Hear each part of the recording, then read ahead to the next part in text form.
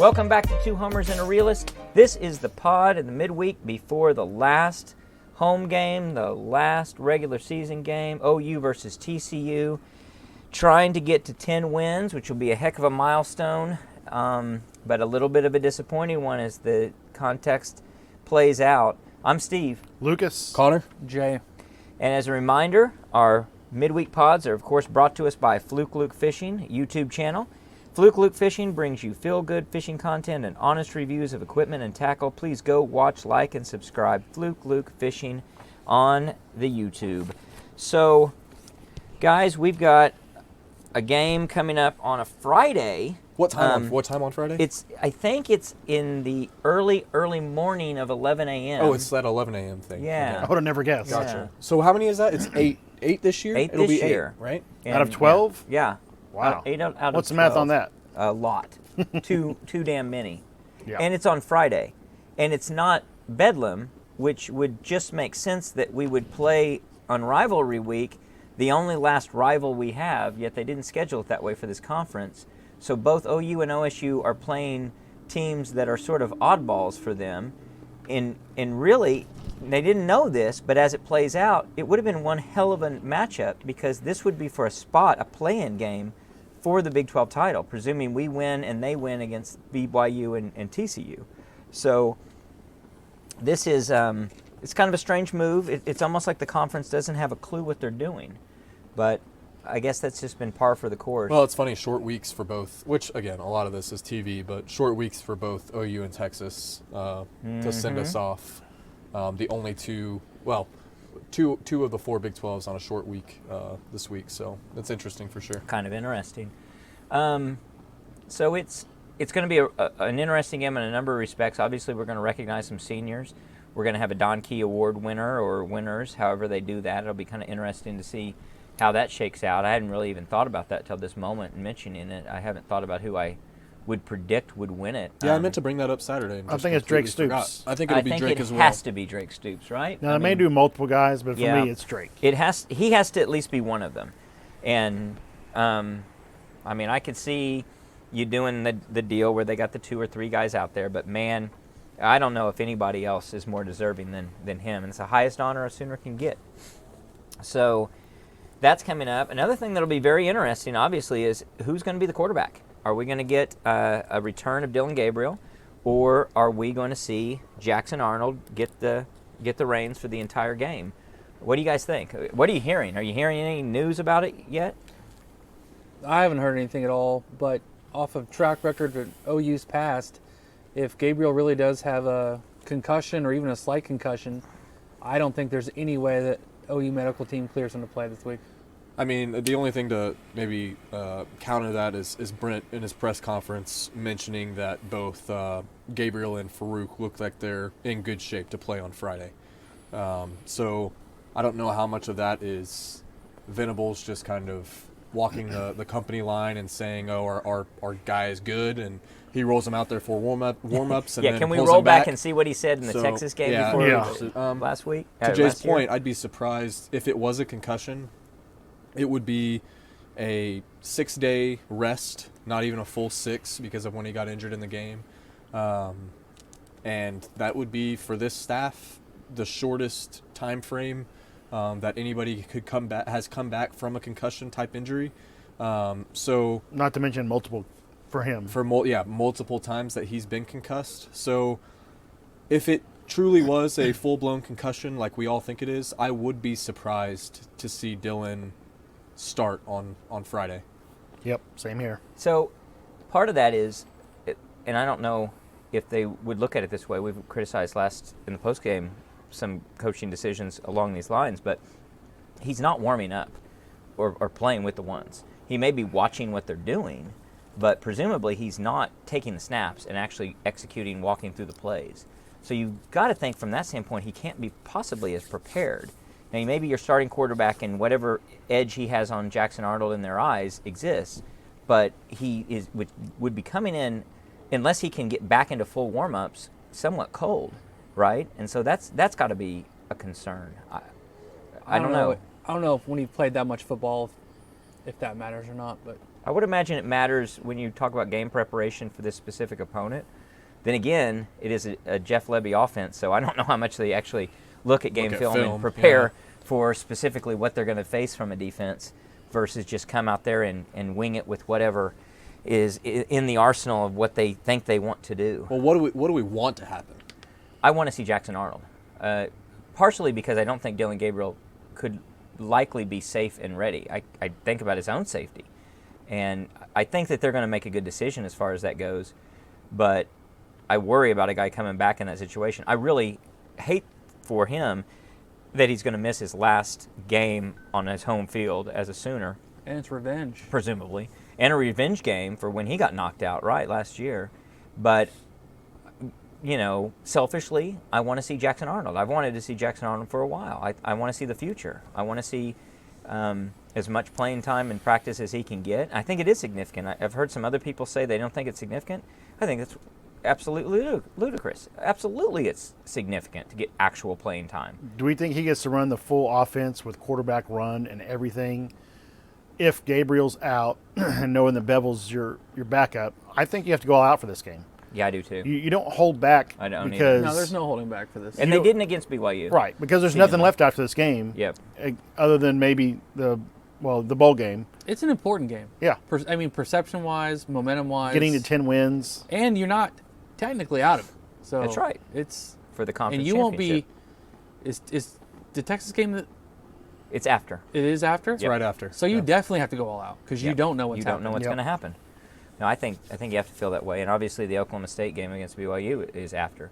So for all the reasons, you have to go all out. You can't play scared. You can't play safe. It's not like you've got a lot to prepare for. It'd be different if this were a concussion that happened after the Texas game, and you're saying we're going to play it safe. We've got and, 6 more games afterwards, yeah. And you're still working on an undefeated record. So this is totally different. I want to see Jackson Arnold. I've got high hopes. I think what we saw with admittedly some freshman-type moves in the BYU game, he did some excellent things. Check down to the slant routes, hitting guys. He threw a guy open over the middle. I guess it was Farouk on that one as well. That was just something we haven't seen all year. Big third downs. Big third down pickups. And we a iced great 5.5 minutes off the clock to finish the game. And running that, Which I couldn't Which tell you we when did didn't that. do with Right. Gabriel in any moment that I can remember. yeah. Well, and there's something to be said too with how Jackson looked. There's something to be said knowing you're going to be the starter going into the game, as opposed to coming in midway through a game and not really expecting that as you go into the stadium. So if Jackson Arnold gets that full week of prep and knows he's the starter, I think you start seeing some of those nerves calm a little bit earlier. I think you see some. I mean, look at the throw against Tulsa that he makes when he is coming in, where the game is No pressure. obviously in hand, no pressure. Not saying that there's not pressure going into a game, but to know and to have the confidence that you are going to be the starter on game day. And you're not going to get replaced if something bad happens. Exactly. It should. I mean, some of those things that we saw on Saturday hopefully will subside. I'm not saying we're not going to see some freshman, attributes or maybe even mistakes, but that's all part of it. I think what he can do successfully could definitely outweigh what those mistakes might present. I think as fans too, we underestimate the position he was really put in, because we just expect the 5-star kid to come off the bench and just roll with it, right? Just as smooth as can be. But the weather wasn't good. The field wasn't good. Conditions were It's very a tie ball stressful. game. Yeah. You just found out. You've got 20 minutes to prepare for it. You're on the road. And you're on the road. You're on the road. You're on the yeah, road. I mean, it is a lot. And on the road. And he was it was wild how calm he looked. That one throw, He the is first so third down, poised he had a guy with wrapped people- around his leg. Yeah, there are people at his feet, and he's just like, well, he Not a doesn't have problem. happy feet. Not a He's not problem. dancing. He's not leaving too early. And I don't think he's like in La La Land about it. He just No. knows I don't have to panic about this. Well, the huge run he had that Stogner did the boneheaded shove in the back, that was like a 25-yard gain. Yeah. And he looked like he'd been doing it forever. I Yep. mean, he looked like he was still in high school on that play. Yeah, exactly. And, all of that with what we think is a handicap of your offensive coordinator, who, especially on the road, seems to play tight, seems to play with one hand tied behind his back, where he won't open up his game plan, won't think aggressively when he needs to be aggressive. He overmanages it. Overmanages it. Jay, you were pointing out something really good about the running game. Relate that. Well, everyone has been all season long against BYU. Their linebackers and stuff have been confused when you pull your guards and tackles or you do a gap scheme type of runs. And so, of course, naturally, almost entirely the first half, we choose to do a zone blocking scheme and weren't that successful with the run at all. And we changed it up in the second half, I guess, to Levy's praise, if you want to call it. And what do you know? Sawchuk starts to get 7.6 yards a carry in the second half. Yeah. He's just come along big so turnaround. well. I mean, look at what we were talking about, Not to interrupt, but 14 carries. Yeah. I mean, the guy's Yeah. been tearing it up, and he finishes a game with 14 carries. Yeah. Against a terrible rush defense. Yeah. No, he's Just another indictment. He's been outperforming all of the backs, and given you've had Walker with a little bit of an injury, but what he's been able to do the past few weeks is promising to look ahead. And I hope, Jay, to your point, we can look at the schemes that are working against TCU and we actually go with what's on film and not this preconceived, pre-written playbook that Levy has to check off to make sure that he gets in the plays that he thinks are going to work, because Gavin is just running so well right now. Yeah, you just wonder if the coaches just outthink themselves. Like, well, I think there's one I know coach that they've who been does. getting gashed, and they know they've been getting gashed on all the gap schemes, so that they're never going to expect that we're going to come out and just run zone on them all day. I don't know. But you haven't seen, and also, I mean, so after we had the speculation about maybe DeMarco not having as much say in the rotations as what we thought, or as what maybe Brent alluded to a few weeks ago, you haven't seen those 3 and 4s coming in. You haven't seen the Smothers of the world coming in. You haven't seen Barnes for a snap or two. No one. It really seems like he's going with the workhorse in Tawi's Sawchuk, and only then come in to spell him. and Tawi has come in to relieve some of that, and he proved effective last week as well. Had a couple of strong runs that counted and that we needed in some crucial spots there too. So overall, I mean, we've focused on a lot of criticisms, but that is one area where we have been able to improve over the last few weeks, and it's been a little bit of a breath of fresh air amongst a lot of other frustrations. I love watching Tawi run.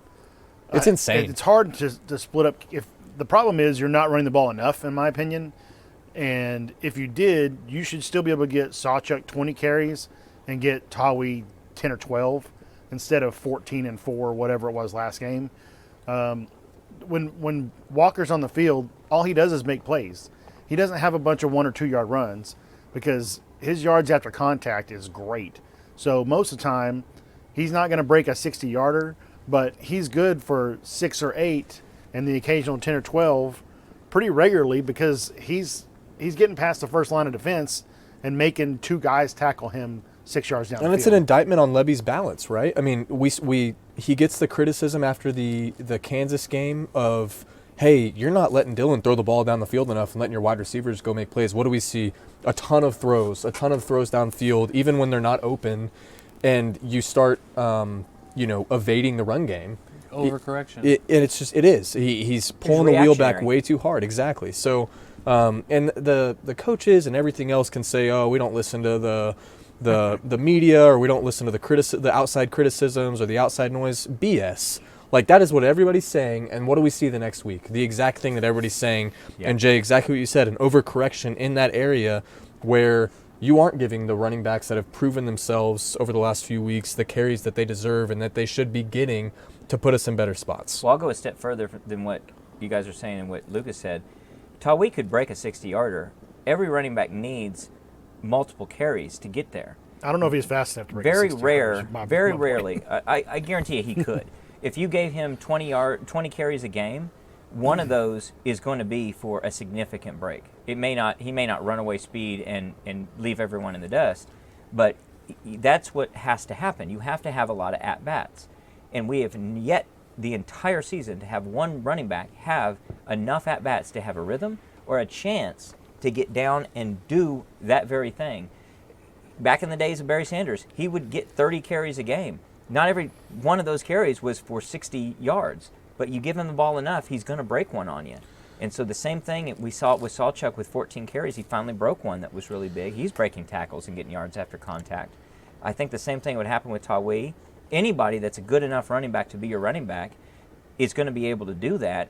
We just had to pick a guy and run with him and run with schemes and blocking schemes that were going to actually open up holes and give him production and give him a chance. We just haven't done that all season. And I mean, I think speed-wise, I don't think Kennedy Brooks was the fastest running back in the world. Not at all. I think he was patient and he had good vision. And he had lots of carries. And had a lot of carries. I think he had elite vision. He had long strides. He did. I think if Walker could find a way maybe not to get hit one or two times at the line and could get into the second level where that first contact is coming, that's when you see those opportunities Again, to break that comes off. with experience. It does. And lots of times. And good blocking. And good blocking. And good block schemes. Right. So all of it works together, and you can't develop any of that. I mean, if I were to defend the offensive line, I'd say, hey, give me some chances in game time to learn what we're doing on run blocks. I've got to acquaint myself with this guy that I'm trying to defend and how his speed and his technique, so that I can actually figure out how to get an edge on him. I'm just not going to walk in and be able to do it. I'm going against other FBS level opponents at a supposed Power 5 conference level. But you've also got what we talked about and complained about plenty of times with the speed offense that we run is you're not allowing the offensive line to catch their breath to blow guys off the ball, and because we went directly from a run, and then 5 seconds later we're throwing a pass, and then 15 seconds later we're running the ball again, and those guys don't get a chance to catch their breath and reset and try to come off the ball hard because they're gassed. And I think that's a great point. I'll give you another one. I don't think we have enough time to figure out the play call. Unless everything is totally scripted, and their script sucks, I don't know how you can think I'm going to dial up the next play that's just going to work. Why do you think that's just going to work? And we haven't had just, back in the Kevin Wilson days of the speed offense, that worked.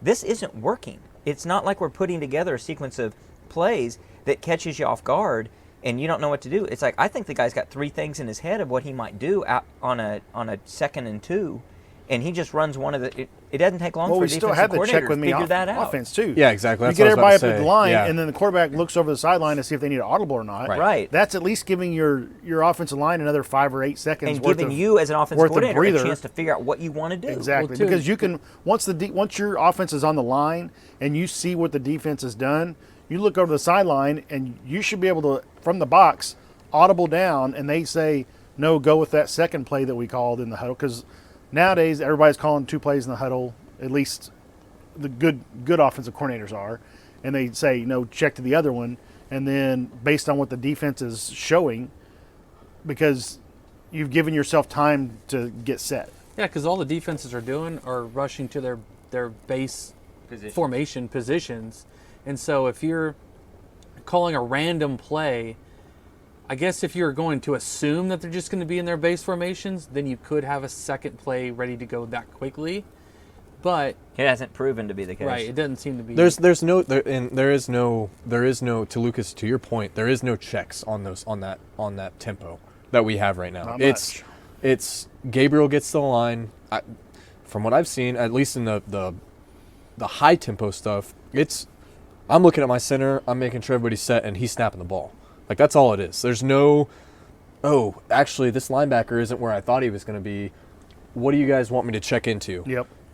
And that has to happen. I mean, there is no, like you said, like, you can script everything up to a point, but that script, it looks like it's so easily broken with us. Well, look what we did on the final clinching drive. Jackson Arnold's got everybody up at the line. He recognizes, because they said they practice it all week, that if they get the 0, that he can audible to that slant. And so when everybody was standing at the line, he saw where everybody was, and he knew that slant route was open, and he audibled to it, and it sealed the game. But if you're running tempo crazy, you're not getting those plays. You're not getting the audibles in. So how much of it is an indictment on Levy, and how much of it is it an indictment on Gabriel? Because when you say is Gabriel not comfortable doing you don't that? have enough time, that would sound like it's Levy and his basic scheme. But when you look at a backup coming in and making that call, where we've seen in key positions, Dylan Gabriel doesn't make that call. We were going slow because we're burning clock at that point too. So all the times it didn't happen, is it Dylan Gabriel? But does Gabriel? Should we let Levy off the hook a little bit? It's Gabriel. I don't think so. Is I Gabriel think in that it's too same fast. spot? If Gabriel's in that same spot that Arnold's in to check to that 0, does Gabriel make the check? I think he does, but he throws the ball behind him. Maybe Yeah. so, but He I don't know throws how it- many times he's true. He throws it to that front shoulder instead of that back shoulder. Or down Maybe it. intercept, and maybe intercepted. He doesn't have that momentum to get that first down. And that's a very legitimate criticism based on evidence, lots of He evidence. literally But I threw it also perfect. don't believe, I don't know this, but I don't believe he's checked down into things like that throughout the season. I'll be surprised actually if he's done that check down, and that would say maybe we're a little too harsh on Levy and need to recognize it. Nope. It's Dylan Gabriel. I mean, we all commented on it when it happened. When Jackson Arnold puts both fists in the air and checks to the 0, it's like, oh my gosh, I look, mean, he taps his right hip. Jackson looks Arnold's at Farouk checking. and taps. He's checking. Yeah. Like, it was noticeable. But I don't we also remember had any time that because we've done that with Gabriel. We're trying to get the play clock down inside of 5 before you snap. I know, it. but there's no way. All that the other they've- times are just too There's fast. no way that they're like, hey, Jackson, you can check, and Dylan, we want you to just go and run the play. I think it's a flat out bad scheme. And it has been for 2 seasons. Well, wait, though. So in the totality of this situation, how much do you put on Levy and how much do you put on Dylan Gabriel? 75 Levy, 25 Dylan. I'd say 85-15 Levy. I just think this scheme sucks. I would have to put it more like Connor, 75-25. It's not 50-50, but A lot of it is also it's Levy not Gabriel has developing limitations. developing his quarterback enough to say, hey, it's okay to look up, or it's okay. Like Yeah. unless Levy's just sitting there saying, hey, what we're running is what we're running, and or you're going to go Gabriel's do it. not capable of it. Well, that's- I think when you're running that fast, you're not giving Gabriel the But chance they're to audible it. they're not always running that fast. One of our pre-snap penalties was trying to go so fast that Gabriel didn't look off to the right and see if Farouk was set. Yeah. And I remember specifically watching when I went back on the replay.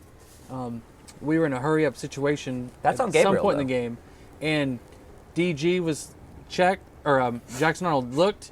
He looked at that receiver. He looked at that receiver who was just now getting set up, and then he was ready. So I thought that was on pretty Dylan heads Gabriel. up. That's pretty heads up on the. That's the on a difference freshman. on the quarterback. So I think it won't surprise me if we look exceptionally better. One, we're at home, and two, I think Jackson Arnold's that much better. This may be the game that helps Levy keep his job. As a result, I hope not. I think it's a game. I hope not too. I think it's a game that could. No, I hope it's a really good job. But I hope we score a bunch of points, but I hope And it's he not doesn't enough to keep keep his his job. No, it could be an audition, just to show. And that'd be people that- great. That'd be great too. So let's stop dancing around the campfire and jump on in here. What do we think is going to happen to Levy at the end of this season? I still think we've talked about it and we've had time to simmer. I said it at dinner tonight. The more that time has gone on, the more that I feel like he's going to be here next season. Yep, me too. I think a lot of my criticisms, Is it while 50-50 or worse? I would say, I think 50-50 is actually pretty good. Honestly, I think it's a toss-up at this point. I think if he goes and gets a job offer like Mississippi State, he's gone, obviously. I But don't think Zach Selman's that dumb. I don't know if it comes down to that. It may. I don't know. Where Levy really can get a job is when those other jobs start to fill, right? Let's say you get a Coastal Carolina coach takes the Mississippi State job, and then that's a position that someone like a Levy could really take over. You know what I mean? Yep. Steve, what do you put it at? Because I have one more follow-up question to that, kind of tack on that. I like the 50-50 number. I think that's a safe number. It's a good baseline number. There's a lot of impetus and a lot of frustration with Levy. It stems from many things, but not exclusive of the Art Briles situation from earlier in the year and the reaction that Levy had to it, the behavior at that point. I think that it's not for nothing that there's significant people and significant voices saying they're ready for a change. It's tough to read the tea leaves, though, of all that. So I put it at 50-50. Yeah. I think Brent's in a tough spot because you can't undervalue the importance of what next season is and who you're going to have coaching and leading Jackson Arnold for your football team. Uh-huh. And if he has any doubt that Levy's not the guy, he has got to go.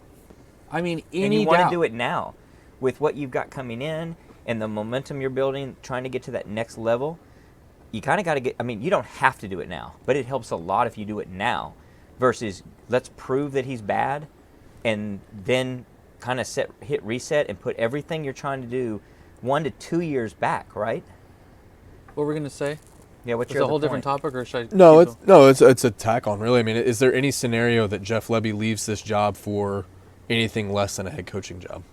Does he go and be an offensive coordinator somewhere else? Only if Venables tells him to. Yeah. If it's yeah. a firing, save like a face. straight up firing, like hey, you need to go, Yeah. we're not going to continue this It's not going to relationship. look ugly, but I think the only way that happens is solely based on the Bryles situation and not based on offensive results for this year, because they're going to go back and look and, you're top 15 in the country in efficiency and you're top 25 in touchdowns and they're going to go through all the stats and they're going to say, well, look, we've improved over last year by a bunch.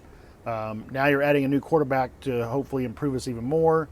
And we've got our running backs figured out now. And, these guys are coming in and all this other stuff. We've got a guy like Petaway that we didn't even use this season that we So- think he's really special. And that the only way that I think Lebby looks bad to them is the Bryles situation. So, and I think that weighs heavily. I don't know if I'd make it that stark. I think that it's most likely in the scenario that he gets another job. I think it's like 85-15 that he got fired. I don't think that he goes and finds another job. Maybe not mean quite that OC? bad. Maybe it's 75-25. In any case. In any case, it's mutual, and I think they're helping him out the door because they've already done a lot to try and keep him when he was under high demand, supposedly, where Alabama wanted him. So I think if they want to make a change, they want to make a change, and they help find him a job. I think it's very, very unlikely that Jeff Lebby is looking for employment come August of 2024. I think that it's very likely that he is found another job the way that other people have been found another job in the past. So I guess a question sort of for us and for what Lucas is saying, are you saying that Brent Venables is more like Bob Stoops and less like Nick Saban? And I'm saying that in a negative fashion, that he's got an attribute of Bob Stoops that was bad versus a Nick Saban who makes changes when they need to be made versus Bob Stoops. A little who's too to loyal, a fault. little too. Yep. Yeah, too Well, loyal. Stuck with guys Stoops- when he shouldn't have. Really only stuck with Mike when he came back for too long. He stuck with Norvell too long. Norvell, He- he was a wide receivers coach, He- though. He wasn't the offensive coordinator. He he really made was- he made the move. He made he the was- super hard move to get rid of Heupel. and it was like, and he knew his job was on the line in the future if he didn't make the move with Heupel. Yeah. He didn't make the move with Chuck Long, I don't think, until he I was had going to to say do it. Chuck Long, too. Was And it was too late. And Well, Chuck Long was a good offensive coordinator, except in second halves he got too tight. how And that- different is he than Levy, though, that should've- honestly? Well, Chuck Long was good at least for a half.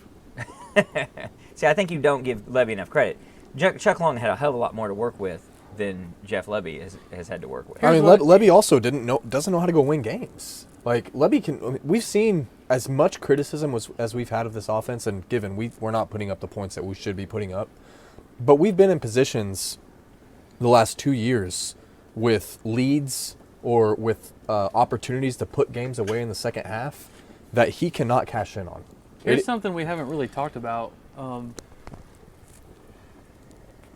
The timing of it's also really important because as good as we think Arnold is, or could be, or is going to be, what if Levy just has another mediocre year next year, right? Mm-hmm. That leaves you bringing in somebody new next year to figure out Jackson Arnold. And on Jackson maybe Arnold to his figure him last out. year, right? Which isn't Right. good for the team. It's not good You're for right. Arnold. It's not good It for would anything. be. It would be. So, Yeah. do you make a move now just so that you have continuity For two two years. seasons of Jackson Arnold? Because That's a great point. now I'm being a huge homer here, but if you look at the recruiting classes and the roster and the amount of young guys that are playing right now, next year is going to be a rough year.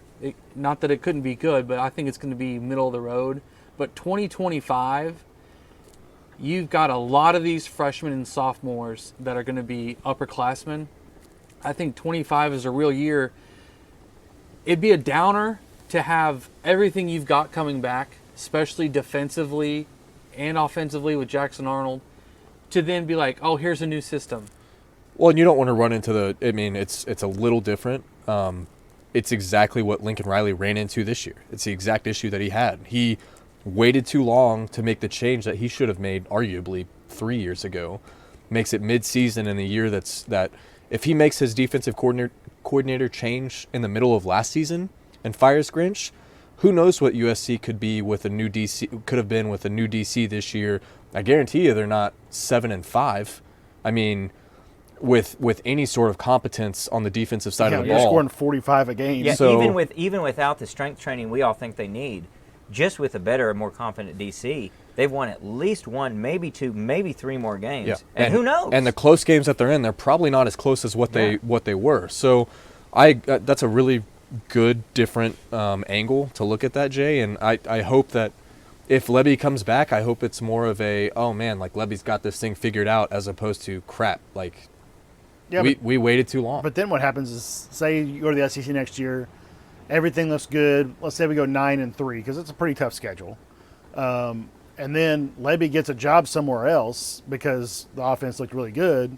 How's that any different than yeah. him And underperforming? And you have to get And you have to get somebody replace new him. anyway. But I mean, That's a better But problem to if have, you though. do it now, I don't think whoever you bring in with 1 year under your belt is going to go get a job next year. I don't know what happens all the time in college football. No, very rare at this level. No, I don't think Not so. one season. Not one good season. Not only with a one I could program see like Joe, this. Joe Brady went one good season at LSU, and next thing you know, he's at the Carolina Panthers. Well, yeah. I mean, but it happens. It happens, but it's rare. But It's also this rare whole- at that level. Trying to have Jackson Arnold learn a new system in a year, I don't buy any of that. Jalen Hurts came in from a completely different offense, came in 1 year, finished second in the Heisman. If I'll give Lincoln credit, Lincoln. I mean, he's a And he was special a player. Lincoln's an incredible offensive Not a coordinator. freshman. Well, he wouldn't be a freshman. He would be Well, what, a okay, junior at that sophomore. point. Well, no, because Oh, next a year's going to be a junior sophomore. the Yeah, year after. right. So if Lebby stays another year, the offense looks pretty good. He takes a job somewhere else. There's nothing to be scared of bringing in another offensive coordinator and Jackson Arnold learning a new system. It's not that big of a deal because when you're going to make that, So you're he's going to take a advocating for job Lebby in to stay. December, and then you're going to hire your offensive coordinator in December, and you're going to have all the way until September before you play a game. It's not hard for the quarterback So to you're learn not a as system. worried about Lebby staying then? No, he's advocating for Lebby to leave now. No, but he's not as worried about it because he says I'm saying- in that second year, it's not a big deal to replace Yeah, him. because I think if he does come in and has a bad year, he's gone. If he comes in and has a great year, he's gone. Yeah, you're saying to Jay's point that it could either way. If he's gone, it's I guess Yeah, I put. I don't think it's more that weight- hard of a deal. In the year you're talking about, 2025, it's not that big a deal to have a new offensive coordinator come in and people relearn offense. I'll agree Baker with had you a 7 lit- offensive coordinators I'll in agree with you a 6 little seasons bit, as long as it's in the pros. similar structure of an offense. I mean, you can't just bring in a coordinator that's just completely off what you do. Well, what and- you haven't done all through high school. But and college. and you're not gonna, if at this level, you're not gonna change things. Brent's not gonna hire someone that says, "Hey, actually, we're gonna go completely away from every single thing that you I guys don't know. have done." You might be if he's really good. Yeah. You get the guy. You don't get a guy to fit your quarterback who's going to be here for 1 year. Right, you You get a go guy to that get a you want guy. to move But how forward. different Move is that forward. system actually going to be? Because the systems are so similar now. Like with the successful teams, if you look across the board, what they're running is relatively the same with a great quarterback behind center and throwing the ball around the yard. Like the system itself, while it may be different, it's not going to be this flip-flop of a night and day thing where Jackson's like, oh my gosh, I've never seen any of this before in my life. No, I it's don't going to think be anybody thinks it's going gonna be to be bad. a tweak here, a tweak And there. learn a new verbiage. Yeah, I mean, it's not that big Yeah. a deal. I did have somebody tell me that the Carl Albert coach is really tight with Lebby. I don't know what the connection is of where that came from, but that could be helpful. It's why we've got 4 commits and possibly a 5th on Carl Albert's squad right now, and 3 of which are on offense and 1 is on defense. To me, that You- worries me that you were letting the tail wag the dog, though. Yeah, I mean, you don't want to say, well, we need to keep Lebby because we Right. got these 3 or 4 guys coming in. Right. That's going to help us in 2025 when Lebby could take a job after the 24 I think season if it's good or bad. I think a lot of those concerns stem from Lincoln scarring us so much in terms of just what he took with him when he left and the impact that he had on those. And again, it's completely different. Like, that's a head coach here. It's the leader of your program. But at the same time, he was the OC as well. And he had all of these, I think, shallow level, connections. I think that what Brent is establishing across the board, these kids aren't talking to one coach. And yeah, Lebby right now may be a point of contact and may have a solid relationship with these kids.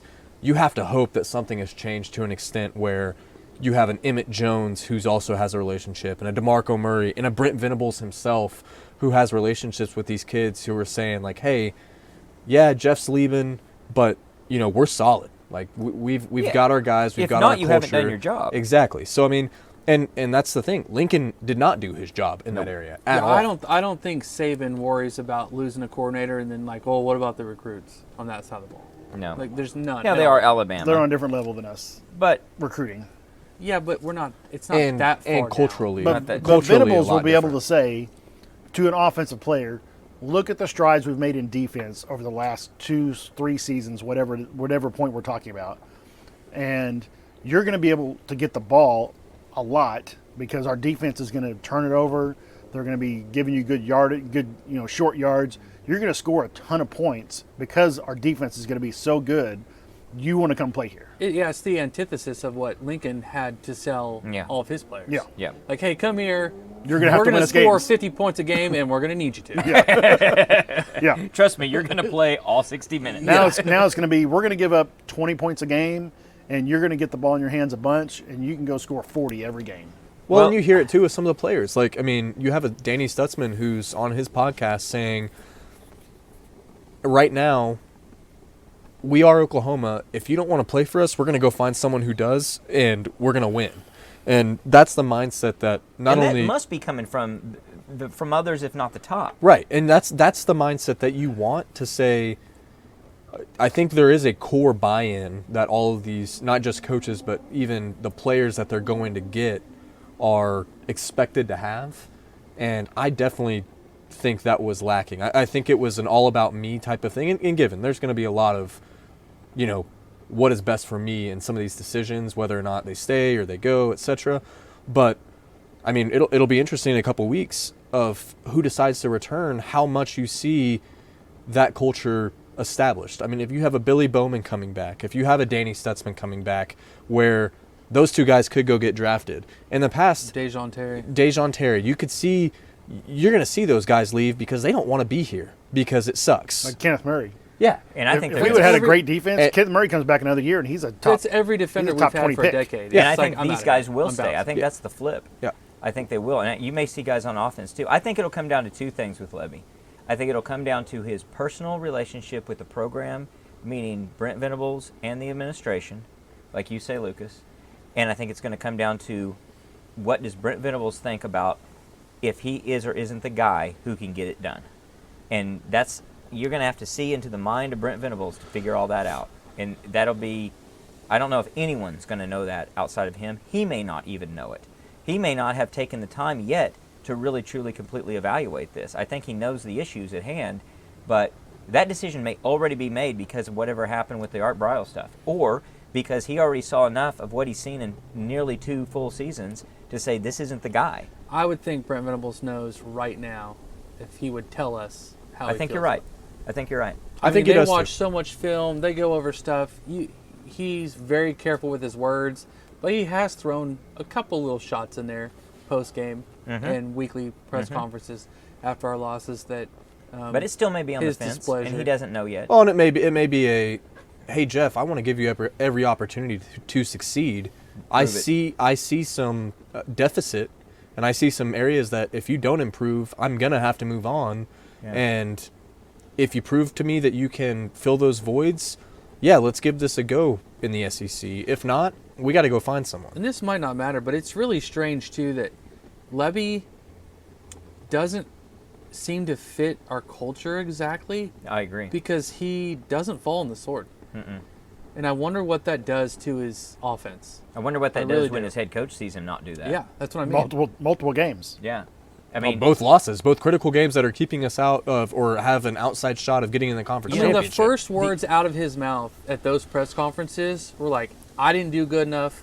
I've got to do better. Right. I've got to Brent watch more Venables. film." No, Levy. Oh. When he gets like I've Oh. got to do these things. There's Like, and it's that- on me. Yeah, that's what he should be saying. Right, and he right, didn't. Right, and and he that's what didn't. he's not. No, he saying. said, well, when Gabriel threw the interception at Kansas, I that should was have an done something RPO. different. I should have just called a run play. Essentially, I should have taken it out of his hands because he made a bad move. You don't say that. You say, I should have called a better game. I got too conservative because I didn't think we could throw the ball very well in the conditions, so that's on me. And you don't say that in a Brent Venables system in Right. particular. So, yeah, that's probably true. And maybe he took away the Monday press conferences for those coordinators because he didn't want to hear any more out of Jeff Lebby saying that stuff. He'd heard enough. Yeah. And maybe he thought it was doing a detriment to his players to hear Jeff Lebby say that I kind of definitely stuff. think that's what happened. So that's a big knock against Lebby Yeah. and a big boost for the probability that he gets replaced. You also get the problem where kind of Nebraska did with head coaches where, Bo Pelini's winning 9 games every season. Well, Frank Solich was going 10-2. That's not good enough. Let's bring somebody in. They bring in Pelini. He was pretty solid, 9-3s, 8-4s. And then they go, well, that's not good enough for Nebraska. Let's bring in somebody else. And so they just rotated through head coaches, every 3 or 4 years because it wasn't good enough. Are we in the situation where Brent's like, there's got to be somebody better out there, but I'm not sure who it is, so we're going to stick with him? Or is it we definitely can find a better person, let's go get him? Because you're wanting him to do the Nebraska move of getting rid of somebody. You're not wanting him to retain Lebby. And I think, and you look at the Nebraska situation as well, and you can look at other schools. At the end of the day, records are great, but at a school like Oklahoma, trophies matter, titles matter, and Playing for titles. playing matters. for titles matter. We haven't been in. OSU's going to go to more title games in the last four seasons than us. Potentially, very easily. Potentially, yeah. So, and as of right now, the last 3 seasons, they've been there more than us. So, it's frustrating, I think. But at the same time, Lucas, to your point, I hope there's not that, because at Oklahoma, you can go get someone better. If you lose a guy, you can go get someone, and there are better options out would there. think. I think you would think. Well, I would disagree to the point where the head coach and an offensive coordinator are pretty too far ends of the spectrum as it comes to replacing them. Yeah. I think there's a whole bunch of offensive coordinators around the country that would have come in to our players in this system and been like, oh yeah.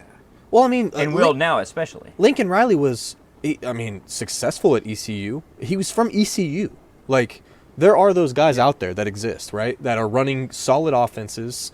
I mean, crap, what's the guy at James Madison doing? I mean, it's stuff like that. So, I mean, it's you're going to really see, and actually, you're hopefully going to see the head coaching side of Brent Venables through all of this, right? It has to be. If he makes a that's decision bad. to keep Lebby and there's success, or if he makes the decision to go away from Lebby and there's success, Venables has to step up as a head coach and make these decisions, and he has to get away from the defensive side and look at his program holistically to be able to say, is what we have right now going to pose success next year in a much, much tougher conference against much tougher It could opponents? be really hard to gauge Lebby's growth next year, right? Right. You've got a new quarterback, you've got a new conference, so how hard is it going to be to see if there really was progression on Levy's part? I mean, it's Venables has a really tough. I mean, it's What are you a looking tough for? decision. What are you looking for? What is going to be the benchmark at that point to make a decision that's any different than the decision you're going to make right now? Which makes it even more so like towards the 50-50 that I said earlier. Around, I could see it going either way. I mean, I'd say right now you've had the same quarterback for 2 years in the same conference, and if it's not in your gut, if this isn't it, you've got to change. You got to make a change. Well, speaking of making a change, speaking of head coaches, speaking of decisions to be made and opportunities, where will Lincoln Riley go next, and when's he going to make that move?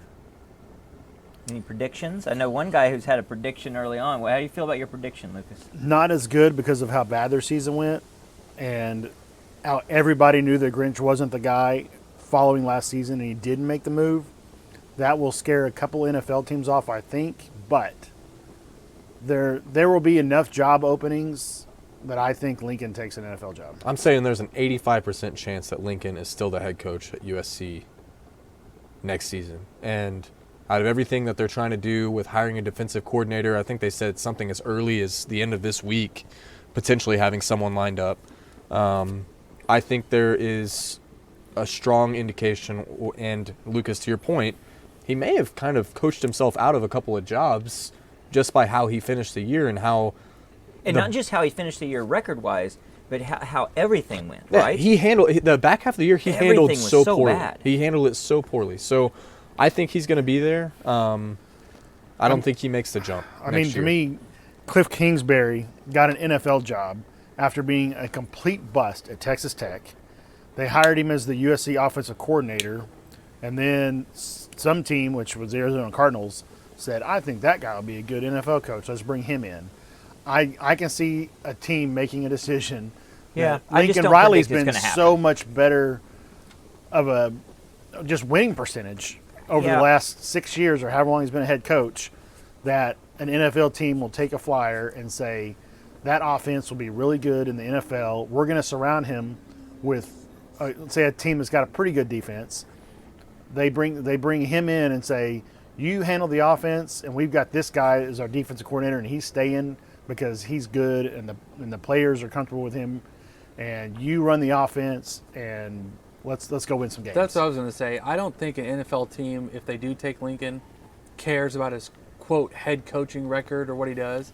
I think it's just like you. They're going to babysit him on purpose and fix one side of the ball, and Well, I'll say two things about that, and then. everybody else will take care of maintaining a veteran defensive coordinator and a defensive staff.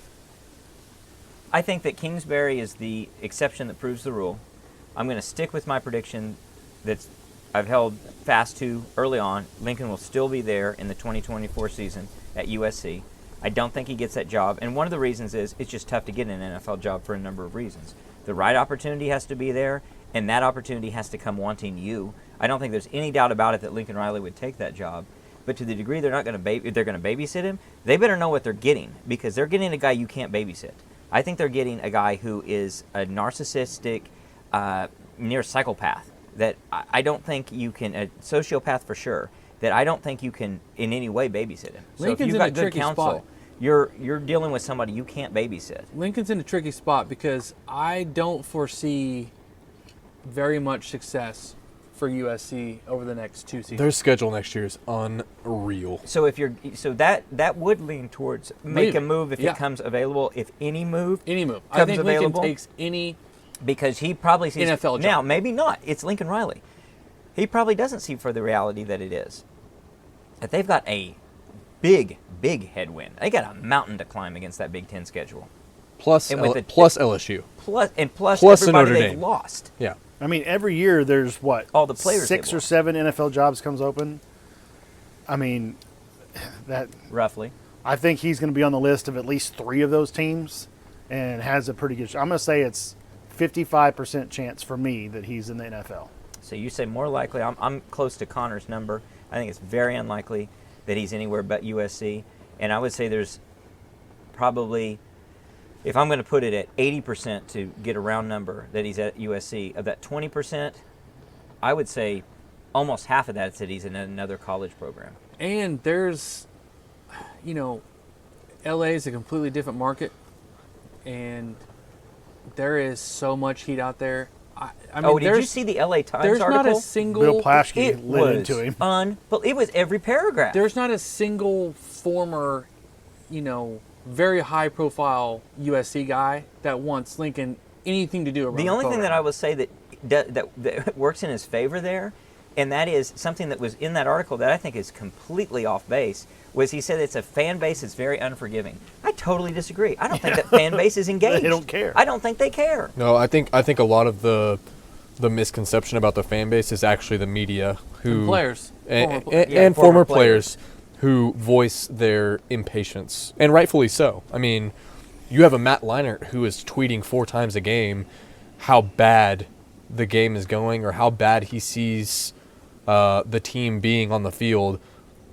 Matt Leinert's a relatively big figure in the landscape of football holistically. Well, no, because imagine people being a little bit unhappy with Lincoln. I mean, imagine Sam Bradford just blasting Lincoln Riley. Well, that'd be more. But no, I'm just saying. But that's the Yeah, equivalency. right. That's like that Right. is Except that Matt Leimer has a voice And he has a platform. and everything. So find someone that Everyone has a platform Baker. Imagine a Baker. It's like Baker if he was saying Venables is doing a bad job. Yeah, That's what it yeah. would be. Yeah. Yeah, it'd be very close to that. Yeah, I mean, think how bad we all thought it looked. Which, I mean, given we have our own opinions here, but think how bad we kind of cringed at Joe Mixon standing up for Kale when Kale gets fired, right? Yeah. Joe has a pretty big platform. He's a renowned running back. He's still a dominant force in the NFL, and is outwardly speaking his disapproval of the firing of Cale Gundy. And that's not even a coordinator. That's a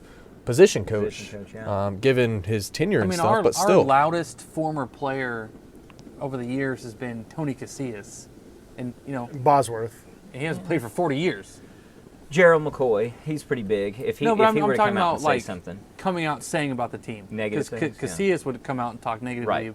about the defense Right. and stuff all the time, Right. and kind of blast on Lincoln. But Yeah. again, that's a 40 years ago. sure guy. he's an important guy, but he's kind of back here. Well, yeah. Current players and Hall of Fame type players Well, that are. that really speaks to the program and just how, and it's USC, it's Hollywood. That's how they're not one cohesive unit. They're just a lot of flash. So I think Lincoln Riley's a perfect fit for all of that. They just need to know who they are, and they got the perfect guy for it. I hope he stays because I can't wait to watch him. In the Big I Ten. totally agree. It's totally agree. It's going to be brutal. So some of my percentage might be in just that's where my heart That is. you want it to happen. I want it to happen. So one of the things though that I've heard, and this is sort of grapevine rumor mill, is that Lincoln Riley's buyout is somewhere around $90 million.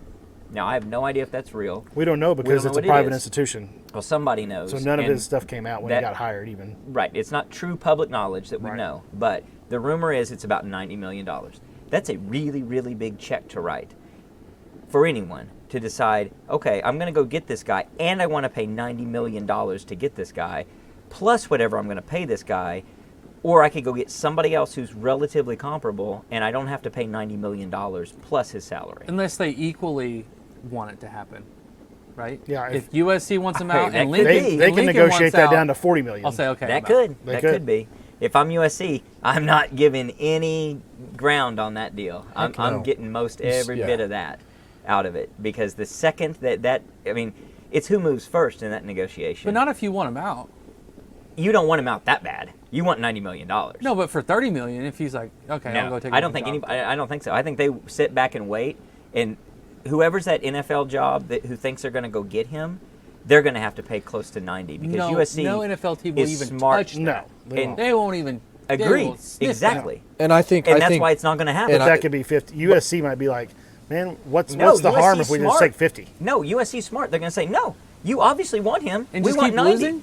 And, No, and they'll I don't take think- 80 or 70. But I think it's still a giant payday. And I think also So is 50. I Yeah, think no one, no, 70 no NFL. Last team, time I checked, 70 is more than 50. no NFL team will. I mean, they won't. No. They won't go over $10 million buyout for a coach. And So he'd it have ain't to going to be- happen then. It'd have to be Saban. Yeah, and It I ain't don't gonna I don't happen. think it'll happen. And also, I think that what you'll see, and I think you're already kind of seeing it with the Grinch firing, because I don't think Lincoln wanted to fire Grinch. I think you're going to see a lot more administrative oversight of Lincoln Riley. Okay, Jerry Jones might be dumb enough to do it. So. There is a dumb enough owner. Okay, Trust me, we okay. can always find dumb enough owners. Well, the So- Washington Redskins, Washington Commanders.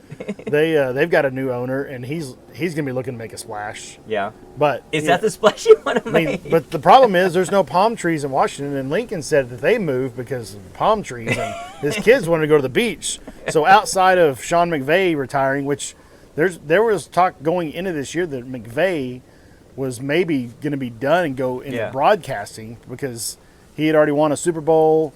He was just Check the boxes. yeah, he was kind of like, well, I've done it all essentially. Maybe I'll just go do broadcasting Yeah. and all that. Lincoln could stay in his house Well, in there's- L.A. I mean, there's the Tampa Bay And be the- Buccaneers. There's the Dolphins. There's Chargers. Jacksonville. Chargers are gonna need the somebody. Chargers He need would have to somebody. sell his There's, house. there's Well, jobs. the Raiders already fired their coach. Yeah, Las That- Vegas is close. There's palm trees in Las Vegas. I've been there. Yeah. There's not a beach, but maybe they could swim in the Mirage. Or the Mandalay Bay, or they could- the big beach or they they could got swim there. in the Bellagio fountain.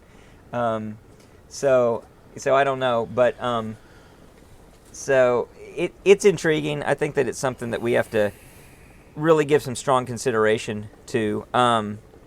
So Jay, you have a talking point you want to bring up? Yeah, I just thought it was interesting. What did you guys think about the fact that we have a projected first-round offensive tackle, top 20 in a lot of mock drafts, Not starting. playing. who apparently was healthy enough to play, and we chose to run with Sexton just because he's playing that well? I mean, those two things don't add up. I don't think you see Tyler Guyton again this year, to be honest. I mean, after that news came out where where they said he's healthy and he was ready to go. He was on the sideline in his uniform. But he didn't get in the game, right? No. Like, so I mean, he got 0 snaps. I don't know. Could think- that be something he said? I think coming off his injury, he might have just told the coaches he's shutting it down to go to the NFL. That's what I think happened. I think that's the most feasible thing as well, the most plausible thing that occurred as well. So, And I could definitely see this coaching staff saying, well, then you're Fine. definitely done. You're not getting any Yeah. more playing time as well. So, which may not work out great for him. I mean, projected to be first round, it's hard to argue about that. But projection and actually getting I there, don't see two it, different but things. I'm obviously not an NFL scout, but I have not seen any type of first-round play Nope. from anyone on the offensive line this year. I would tend to and agree. it may be I definitely agree. it may be a development thing. It may be hey, this is a guy that we can bring in and coach up, and he has the size, he has the skill set, and that's what they plan. But and maybe Guyton's just getting some bad information as well. I mean, maybe Guyton has people in his ear that Well, yeah, you know, don't it's not necessarily like, think that don't necessarily know what they're talking about. it hasn't been a full evaluation yet, right? Right. It's No. just been I mean, if he gets drafted that Speculation. high, it's strictly on potential and not on what he's done on the field. Yeah. Because it's going to be size and strength and speed that the NFL sees, but that under this terrible scheme that Levy runs, he's not being optimized for his Well, he skill might set. not be optimized, but there's still just a lot of one-on-one that you've got to win and move your guy Yeah. in general as an offensive lineman. yeah. That was a really strange comment when Brent said, "Oh no, Guyton was healthy. We just decided to go with Sexton." Yeah, It was like, wow. no one has ever sat a first-round offensive lineman because another guy's playing pretty good right now. It's Yeah. like, I don't think so. Yeah, that was wild. Yeah, you're putting first rounders out there that are banged up Yeah. because they're that big of difference Right. makers, right? So, I don't know. That is interesting. It'll be interesting to see kind of who gets the nod this week as well. I mean, you got to assume it's Sexton, right? I mean, Now, here, they probably won't do it, but I do think now you have probably the better, more experienced offensive lineman at least covering our blind side if Arnold's out there. yeah, Yeah. Maybe that was another reason. Well, Oh, that's a good point.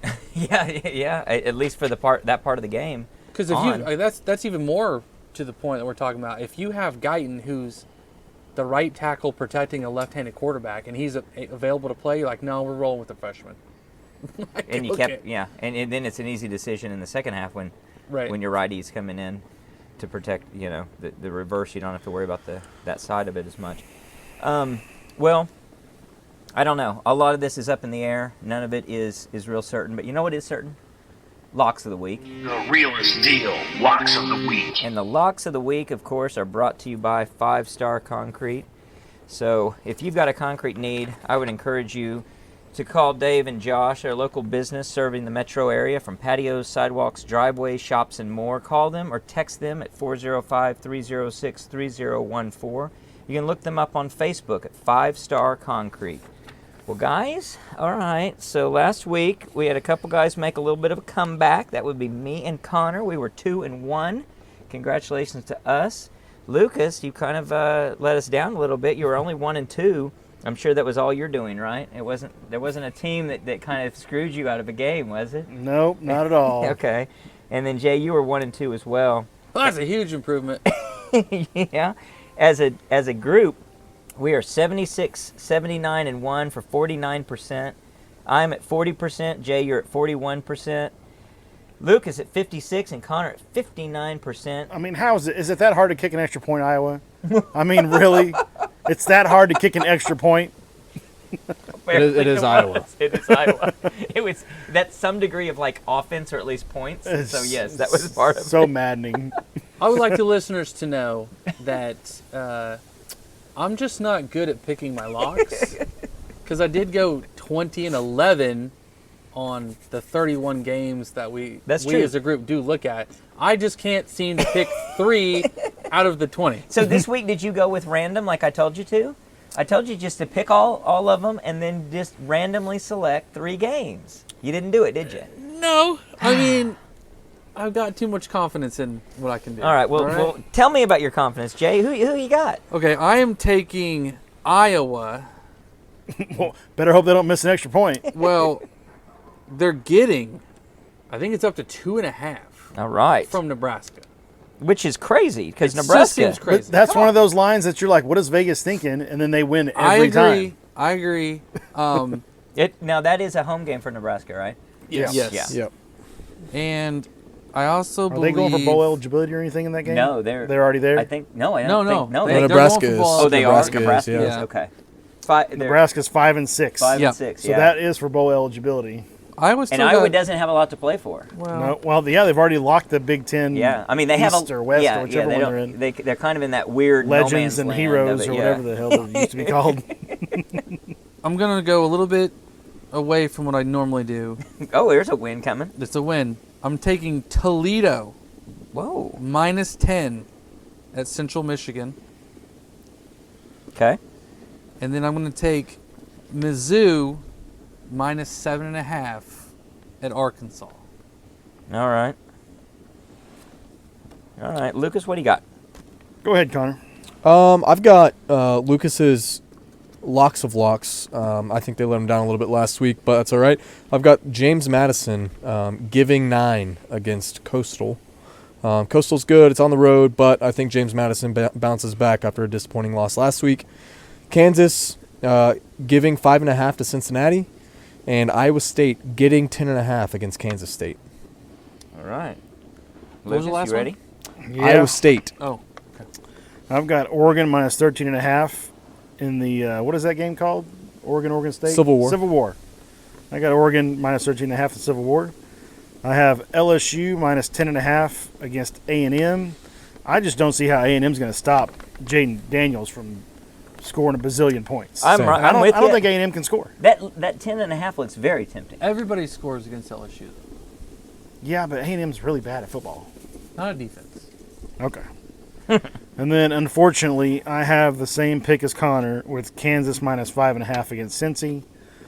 I like that a lot more until Connor said he liked it, but that's what I'm going with. It's all Well, right. you're about to like it a lot less because I got Kansas -5.5 against Cincy. That's my number 1 in all of my picks. That's by far the number 1. And then I got Duke giving 6 to Pittsburgh. And then I called an audible. I've got the Sooners giving 10 to TCU. I like it. They're going to come out strong, home game. We've done really well against the spread, especially at home.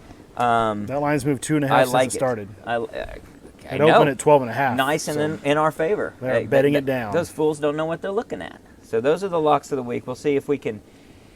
I can't get to positive numbers quite yet, but I can make big strides towards it, and hopefully we get that Kansas game because that's going to be a big mover for Yeah, all of that- us. that'll affect the whole group. That will affect well almost the whole group unless Jay wants to make a change. No, I'm good. Good. We don't want you to make that change. Yeah, we don't want you on our side of it. Well, let's talk about this game coming up, and specifically about our score predictions. I looked it up. TCU, against the pass, at least on yards per game, they are defensively 8th in the conference. Offensively, they're number 2 in passing yards per game. For whatever it's worth, yards per game, that's kind of a stat you can overemphasize. As far as the run goes, they are 6th defensively, and they are 10th offensively. So it's kind of clear they're a passing-oriented team. It's going to really challenge our DBs. Gentry, is he going to play? He's practicing, I hope so. so I sure hope so. It's Yeah, a we'll big see. difference maker It's if he pretty can play. crucial that he plays. I'm counting on him playing for my lock of the week. They're sort of middle of the pack in terms of defense, pass, and run, so that opens up potentially whatever you need to do. You can't just pick on a weakness. You just kind of go and execute your offense and When have we done that anyway? take what they get. Yeah, true. we've done it a couple times at home and against very weak opponents as well. But we did against West Virginia. We did against Iowa State. We'll see if we can pull it off again. I'll lead the charge here. I've got the Sooners 56, the Horned Frogs 24. Wow, that's a lot of points. I'll go next. I also have us covering. I've got OU 35-24. I think we bounce back pretty well. I have OU 34 with Zach Schmidt kicking a couple field goals and getting some confidence. And Maybe we'll get into midseason form. TCU 28. All right. 34-28. Jay, what do you got? Going 38-34 OU. Okay. All right. So we all got the Sooners winning. You got a really tight one, Jay, obviously. You think so that I can definitely see that. It would not surprise me if we are in a dogfight, if we are giving up a lot of points, get behind our defense a couple times at the same time. I could see us coming out and having sort of a prototypical senior day performance. I'm really hoping that Best their efforts. freshman quarterback has some problems. He looks great the last couple games. Hoover, he's a runner and a thrower. He's got some wheels to him, which typically over the years gives us a problem, and obviously gives everybody in college football problems when the quarterback's a dual threat. So Yeah. I'm hoping that there's a couple freshman mistakes in there because our defense does capitalize. We've had tons of turnovers this season, more than I could have ever imagined. Yeah. The turnover margin, we had a couple bad games with the Kansas and OSU as far as turnovers go, but we've taken care of the ball pretty well most of the season, and our defense has done a great job on turning the ball over. That's probably and turnover on downs too, which those stats I've always wondered. Why don't they count that? I mean, it's technically a turnover, even though it's not a fumble or an interception, but those are just as important on stopping a team on fourth down, especially in today's college football when teams are on their own 45 and it's 4th and 2 And they're going and for they're it. going for it. And if you stop them there, that's just as good as them throwing from the 25 and you intercepting the ball on the 40. Yeah, it's a we're, great we're point. number 2 in the country in interceptions. I mean, we're that's one phenomenal. So- interception behind Liberty. They have 19, we have 18. So we essentially have 1.64 interceptions a game. I think all of that is very important. I think that's a great point, Lucas. And that's without Gentry And- Williams playing for That's right. a third of the season. He's Who missed started games. off as our leader of the team in interceptions. Yeah, and definitely Yeah. our best DB. So I think that's a great point and probably an underappreciated one we probably should have been emphasizing more in post games and elsewhere. One other thing I'll say to our kind of attribute, which would be we defensively create turnovers. When you stop somebody on downs, that's a creation of a flipped field and a turnover. If you get, and the contrast would be the way we've given the ball up, we are not getting a creation of turnovers as much as we're just fumbling it away, pun intended. Yeah. We are hiking the ball into our feet or into a running back's hands inadvertently. We're doing things that are just big bonehead mistake turnovers. The defense isn't really doing much to create that. It's just landing in their lap. And we, to our attribute, are doing a really good job of creating turnovers. So turnovers can be random, turnovers can be created in some degree of each. Defensively, we've done a great job creating turnovers. Offensively, we've shot ourselves in the foot with turnovers we didn't have to have. And obviously, they cost us in 2 losses in key positions. So this may be the tale of the rest of the season, including the TCU game, or at least if we can cover, do we actually get the turnover margin we would like to see in our favor? Even if there's no turnovers, that probably works to our advantage. If we turn the ball over in key positions the way we have, I don't think my score is going to look very true.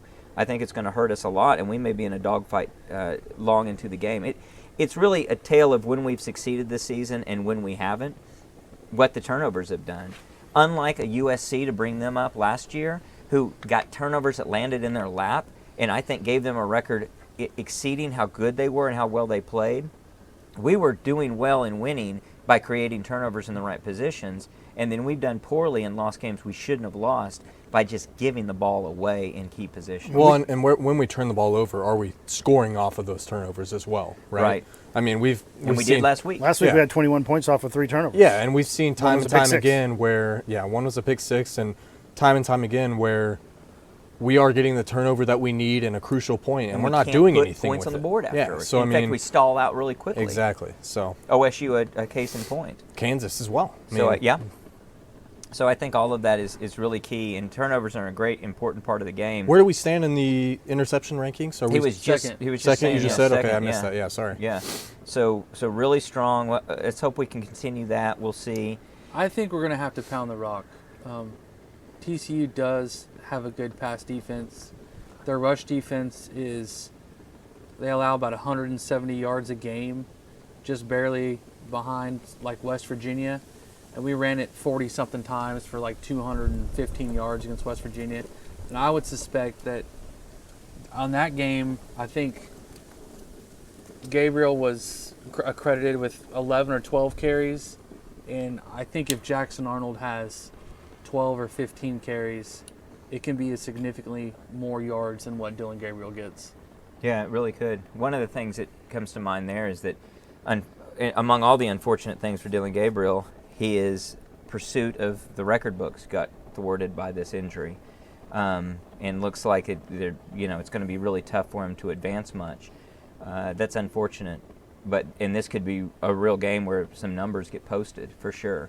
I mean, he's still inside the top 10 of all time. Oh, it's great. That's a great achievement. Oh, absolutely. But he could have been even better. Right. It's unfortunate. We talked about he could get to 6 Yeah. if he just had 3 good games in a row Yeah, afterwards. and this is unfortunate. Now, obviously, we can just say it. There's no jinx in it. Just like we're hoping for help, and we could still get into the Big 12 championship. It's definitely a backdoor situation at this point, but it could happen. Things can happen that are funky. It's weird. I feel the most confident in the game that by point spread would be the most lopsided. That is, I BYU? think BYU can beat Yeah. Oklahoma State. But there's the most volatility in those teams as opposed to a Texas. Texas can lose to Texas Tech. It can happen. Iowa State could beat Kansas State. It could happen. But in terms of the team that you would expect to have the most chance to have a big, really great performance, really bad performance, volatility-wise, it's got to be Oklahoma State among those mentioned, I feel like. I So do wish that game was in Provo. I think it would lend a little that would bit change of, everything, yeah. for sure. And that's probably, I mean, that could be, I don't know if that's even more than a 5-point swing. That might Just be so Gordon couldn't maybe a make a 7 cut. point. Yeah. Yeah. Well, Yeah, and it's true with he's that been field. gimpy. I mean, he injured his ankle during us, came back in and played well, obviously, but Yeah, it's hard to get a read on him. If he just is a guy who every time he doesn't have a good play, he limps off the field for some Yeah. psychological reason, or if and he is BYU just played beat us up. a little dirty last week. I showed the guys some video of multiple times when I was doing the rewatch when our player gets tackled and as he's on the ground, the BYU guys dive bombing him to hit him with their body weight after the play's over with. Nothing got called, but I had 3 such examples on video that I showed him. Elder And- Smith would never be And okay with that. and they also knocked their quarterback out. So not dirty at all, but I'm just saying. But on that play, if OSU, there was something dirty on that yeah, play. a guy kicked him in the head after the as he tackle on- was made. Yeah. But OSU's one play away from Bowman going down, and they're screwed it back up because they're in trouble. Yeah, Yeah. Rangel and Gundy aren't. Yeah. They don't have Jackson not Arnold. it. they do not have Jackson Arnold to come I in. don't like Gundy under pressure either. Yeah. Yeah. Yeah. As Mike a Gundy. coach. Mike Yeah. Gundy, yeah. Not wishing anything upon Bowman to get hurt or Ollie Gordon, But it's always a risk. But for as well as BYU played against us last week, obviously a lot of that was our doing by just not playing well. But if OSU gets one injury to either one of those guys, it completely changes their offense, and they would definitely be in trouble. And they play on Saturday, where the weather's looking a little more dicey, looking colder, looking like, I guess early on there's a chance of flurries. That's kind of coming and going as far as the forecast goes, but weather could play a factor in all of that for sure. BYU may BYU. may not know what to do, not slipping all over the place. Right, they may have traction like Yeah, crazy. they may be like, heck, we can fly all over the place to the ball because we can actually keep our feet. We're used to slip and sliding, yeah. Yeah. I mean, I know we all laugh about it, and you can't do transitive property, but as we mentioned before, BYU did go out and beat Arkansas Yeah. on the road, and I don't know that. I mean, Missouri's only a 7.5. They're the number 9 team in the country. They're only favored by 7.5 against Arkansas. So Arkansas is not probably as bad as their record shows. Yeah. That's a good road win Yeah, for BYU. it is a good road win. So There's hope. it could happen. There's hope. I don't even want to talk about the scenarios of what might happen if it's a Texas Oklahoma State and who Nobody I'd have to knows. root for and all that. But They'll have to write it. Saturday evening, they'll be like crunching numbers. Yeah, it'll be all the coaches meet in Dallas for a coin flip Yeah. or something. Yeah. It'll look like the Galifianakis meme where he's coming down the escalators and he's just trying to do the math in his head real quick. Well, we just have to go out and finish strong. Let's get a 10-2 record to close out the season and go get a solid bowl berth wherever that lands us, and be happy with that and build for the future. I think that's what a lot of the theme of this pod has been, is build for the future. It's a lot of what we've been talking about really ever since the losses. Now, according that we win this game, I think there's been really just two basic bowl matchups that it looks like of possibilities. An Alamo versus most likely in Arizona. I know there's another scenario where maybe an Oregon could drop that far. Or Oregon State. Oregon State. And the other interesting one was if we do make a New Year's Six bowl, in the Cotton Bowl, it could be Alabama. That would be spicy. With a loss to Georgia, obviously. That would be phenomenal. That would be very interesting. Does that and involve Texas making the playoff? Probably. Yes. Yeah. Yeah, it does. so that would be very interesting. I think. Would whereas the loser of the Big 12, would the loser of the Big 12 not be in the Cotton Bowl? We'd be ahead of them, wouldn't we?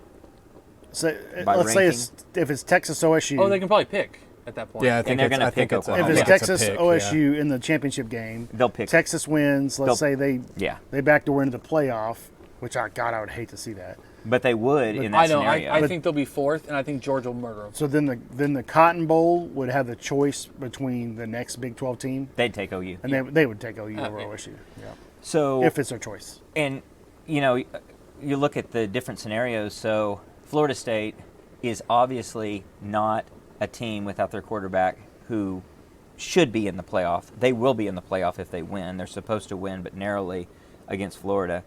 They still have They the still got a little- championship game. And they still have the championship game. Yeah, that's true. That'll be a true. tough That's matchup. true. That'll be a tough matchup. So then you've got who's really in contention is what I'm getting at is the winner most likely of Ohio State Michigan, the winner of the championship game between Washington, Georgia and Alabama Oregon. and Washington and Oregon. That's not set. And only I know it's not set. Okay. None of these are Okay. set, but Well, I'm saying Georgia, Alabama's set. Georgia, Alabama If Oregon set, but beats they're Oregon not guaranteed State, to be there. that one's set. I'm assuming that Georgia beats Georgia Tech and that Alabama beats Auburn, and only one of those teams is going to get in. Only one of those teams in the Pac-12 is going to get in. Only one of the teams in the Big Ten is going to get If in. Bama beats Georgia, Georgia's still in. No way. Texas is in over them if Texas wins. If Texas No, wins all the I don't way, think yes. so. Texas's argument would be, we beat Alabama, who beat you. It'd be a tight race, but if I'm a voter, I'm putting by record and what they did, I'm putting Texas in over Georgia, based on strength Over of Georgia schedule. or Bama? Over Georgia, over Bama for sure, because Bama because they have beat two them, right. losses. Well, they'd have two losses. Right, but if the If SEC Bama wins it all, it wins the out. SEC. They're in, Okay. no doubt about it. Then so is Texas. Well, then so is I'm Texas. taking Georgia over Georgia. Texas. No, I'm taking Georgia. Why- Texas's why would you strength of take- schedule is so much stronger than Georgia's. It's not even close. And they're a conference champion. And they're a conference champion. what's their strength of schedule? They beat Alabama. They beat Alabama, Oklahoma, of course. Who did Georgia Nope, play? they didn't beat Oklahoma. They lost. Well, they Oklahoma. played Oklahoma. So Their next best win is and- Kansas State. and Oklahoma State, who would be They in didn't that, play Oklahoma State. They will in the Well, championship. Well, yeah, they would have the championship. So that is stronger than what Georgia's played. It'd be tight, but I think I they don't get the know. nod. I over bet in them. that case it's Bama, Georgia, Michigan, Ohio State winner, and Washington, Oregon. Washington. You may have a couple now, if one-loss Wa- Now, teams if in. Oregon, Now, if Florida State wins, they're in, and they shouldn't be. right now, But they should be. If If Oregon that's the beats case, Washington, a one-loss Ohio State's. if Oregon, Yeah, They've got a good schedule. Ohio State has a stronger case than Georgia. Probably. In if that Oregon case. With the Penn beats, State win Yeah. if and Oregon beats Michigan. Washington, I could see Texas going in over Oregon. No. Yes, I Because see both that. of them would have one loss. Yeah, I see that, but I'm saying What if there's like you're 6 not one-loss going to. teams? You could I know. be. It might be. And if It might you're be. looking at it, like Jay just said, that's a good point. If you're a voter and you're in that room as a voter, as a part of the committee, and you're saying, who am I going to put in? And do I put in Georgia, who just lost their championship, Texas, who won it, or Ohio State, who didn't play for it? And Okay, here you go, Ohio right here. State has a better record, and Texas has the same record. I don't think Georgia can get in. So Jeff Sagarin, who was one of the computer systems that used to be used for the BCS formula. So currently, right now, he has Georgia's schedule rank is 61st in the country. Texas's is 2nd. Wow. It's tight. With the strength of Bama. Very is the strong. big- But all of it. Does that count them playing Bama, though? Because that game hasn't happened Right, yet. that hasn't happened yet. But they're not going to jump. They're not mean- going to jump 60 places. No. Right. They're always going to be way They might behind jump it. them to 40 or And something. honestly, this is just one computer system, but Texas and Kansas State. So this just shows the strength of the league by the computers, at least. Kansas State is being shown as having the 8th toughest schedule in the country. Everyone around them is in the 50s, 60s, high 40s. I'm talking the Oregons, the Ohio State, the Michigan States, etc. So the computer, at least this one, Likes the Big 12. likes the Big 12 a lot. I mean, what is Georgia's best win? Missouri, Missouri. Missouri, Missouri. Tennessee. Tennessee at Tennessee. fallen. I mean, that was a Tennessee's blowout. fallen. I mean, when you factor in Ole Miss. how big they Ole won in Miss some of those games on the road. how about how little they won by? In So, so you're many saying games. they lose to Bama on a last-second field goal and they're out of the playoffs? Is what you're saying? I'm saying it would be I don't think the voters a go battle. that way. I'd say They've it'd been be a number pretty one big the battle. whole season. I don't see them dropping below I think. 4. Well, there's two things I'm thinking. One is I'm thinking what I think they'll do, and two, what they Now- should do. I don't see how you put Georgia in. I think in their that losses. scenario. If we win our game, I think Texas's and Georgia's loss is equal. Right. Because we'll be a top Alabama 10. and We'll be a OU. top 10 team. That's Yep. that's a pretty much a wash. Right. Bama's And then 7 or whatever they're and at. then the fact that you've got Texas beat Alabama head to head. Right. You just. Yeah, I think you have to leave Georgia out. It'll be great. I mean, that's a perfect. Unless I mean, you we left should an make Oregon some out. midweek predictions next week. Georgia could because replace ahead Oregon of or conference something. championship. when is the college football playoff committee final standings? Is it Sunday. Tuesday? It's the Sunday. Sunday Next after the Sunday. championship Yeah, game. next Yep. Sunday. So there'll be one more we Tuesday. may have to do an and then a emergency Sunday. pod Yeah, we might. on That's Monday. talk isn't about that it. bowl selection show too? Yes. the whole Yeah. thing? Yes, all Yeah. the whole thing. So now, all of that said, we know college football, and some goofy crap will happen. Yep. And it hasn't Washington happened yet. State will beat Washington, or Auburn will beat Alabama. It will get so easy for them, and all the dominoes will fall the way they need to. But I mean, you a look one- right now. This is a great season to have had the 12-team Yep, playoff. that's exactly what I was Oregon's thinking. a media darling, but Oregon honestly hasn't done anything this year. They've lost to the only really good team they've played, and didn't look great doing it. No, and It was they've. an ugly game. I'm trying to think. They might have one top 25 win or something. I mean, Right. It's not that good. No, it's not. Oregon could be left out for Georgia. Well, they would have avenged Yeah. their loss if That's they true. beat Washington in the title game. I would be closer to, if I'm a voter, from what we're saying, I'd be closer to putting Georgia in over Oregon than Georgia in Yeah, over Texas. I agree. The problem is there probably won't be an open spot to do it because Florida State will figure out a way to be undefeated, and Michigan or Ohio State will be undefeated, and let's do that. the Let's winner do of the SEC will be in. And so now you've got one team between Texas, the winner of Washington, Oregon, and the Georgia, in this theoretical scenario, Georgia having gotten beaten by Alabama. And the You- loser of the Michigan and Ohio State game. Yep. Yeah, and you're right, with a one loss. Yeah. It's real hard to put Georgia in that case. But it is the most But important if Georgia conference, wins out, and it takes care of that. It just that matters one more. for them. It does. And honestly, it's hard to say, but it wouldn't surprise me if Georgia comes in and just completely handles Alabama at the same time. Alabama, they've gotten their stuff together. If they played Texas today, they would beat Texas. I think they're a 7-point favorite. But then again, they were really pathetic at that point in the season. They may still not be that great.